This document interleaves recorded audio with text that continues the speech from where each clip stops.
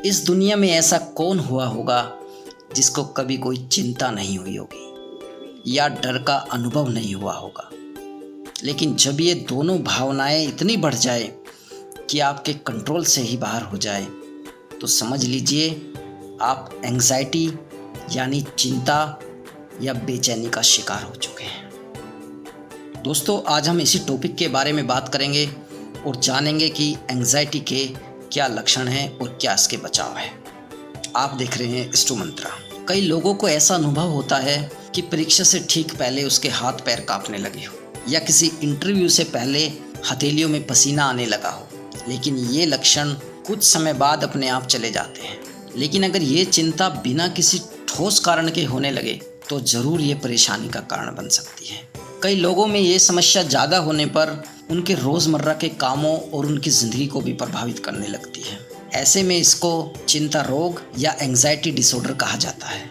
दोस्तों, चिंता आज एक ऐसी बीमारी बन के उभर रही है जिसकी चपेट में आधे से ज़्यादा लोग हैं। डॉक्टरों के अनुसार एक महानगर में लगभग 30% लोग एंग्जाइटी का शिकार हो रहे हैं।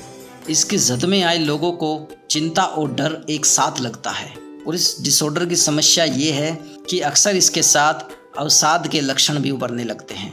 पुरुषों की तुलना में महिलाएं जल्दी इसका शिकार होती है। तो सबसे पहले बात करते हैं इसके लक्षणों के बारे में। दोस्तों, थकान, सरदर्द, अनिद्रा इसके प्रमुख लक्षण हैं। व्यक्ति विशेष के लिए ये लक्षण अलग अलग भी हो सकते हैं, लेकिन स्थायी डर और चिंता सभी में देखे जाते हैं। 6 महीने से अधिक एंग्जाइटी के लक्षण रहने पर इसका प्रभाव तन और मन दोनों पर पड़ता है। लंबे समय तक रहने पर अवसाद हो सकता है। एंग्जाइटी से ग्रस्त व्यक्ति लोगों से अलग थलग सा रहता है, कटा कटा सा रहता है और उसमें आत्महत्या की प्रवृत्ति बढ़ जाती है। समस्या बढ़ने पर ध्यान केंद्रित करने की क्षमता घटती है, फोकस करने में दिक्कत आती है और किसी काम में मन नहीं लगता। इससे याददाश्त भी प्रभावित होती है। दोस्तों, ये कुछ लक्षण थे जिनके बारे में अभी हमने आपको बताया। दोस्तों, अब बात करते हैं इसके बचाव या निदान के बारे में। देखिए, जब किसी को भी एंग्जाइटी होती है या चिंता बढ़ने लगती है तो सबसे पहले नकारात्मकता उसके मन में घर करती है। एंग्जाइटी से ग्रसित व्यक्ति हर बात में नकारात्मकता देखता है। वो इतना नेगेटिव हो जाता है कि उसको कुछ भी पॉजिटिव नहीं लगता।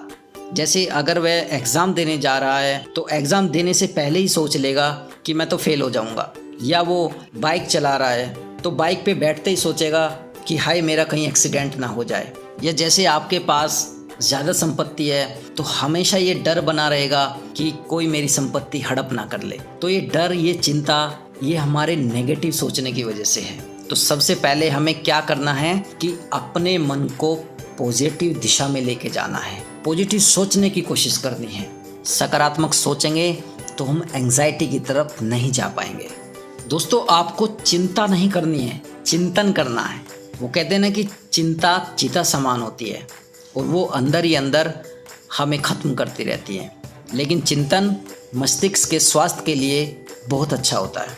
एक दोस्तों, आपको ज़्यादा नहीं सोचना है, जितनी ज़रूरत हो उतना सोचे। दिमाग को फालतू के कामों में ना लगाए और फालतू का प्रेशर उस पर ना डालें। मन में जो अपने आप विचार आ रहे हैं उनको आने दो, वो भी सकारात्मक। अगर उसमें कोई नकारात्मक विचार आता है तो उसको हमें तुरंत चेंज करना है।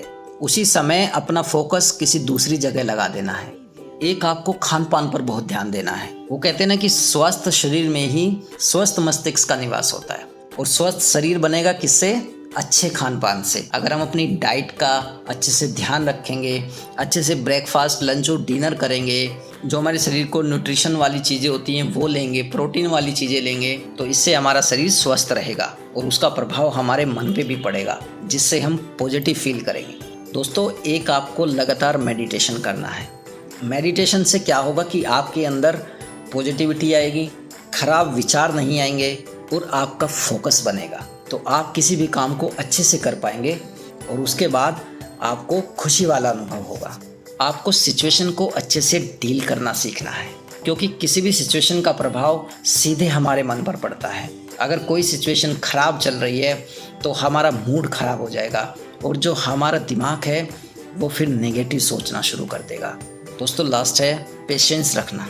अगर आप किसी भी परिस्थिति में अपने आप को संभाले रखते हैं, धैर्य रखते हैं, तो आप किसी भी सिचुएशन को बहुत अच्छे से डील कर सकते हैं।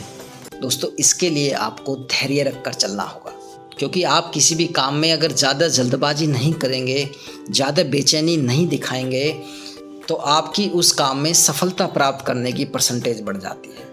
अगर आप काम में सफल होते हैं तो ये आपके मन में पॉजिटिव थॉट लाएंगे और आप एंग्जाइटी से दूर रहेंगे, कि एंग्जाइटी आज एक बड़ी समस्या बन के उभर रही है और हम अगर चाहे तो समय रहते इससे बचाव कर सकते हैं।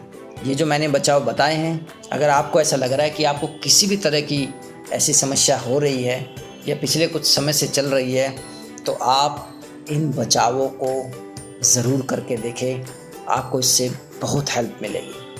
दोस्तों, अगर आपके मन में इससे रिलेटेड कोई भी सवाल है तो हमें कमेंट बॉक्स में कमेंट करके ज़रूर बताएं। आपको वीडियो कैसे लगी इसके लिए लाइक करें और चैनल को सब्सक्राइब भी कर दें। Thank you.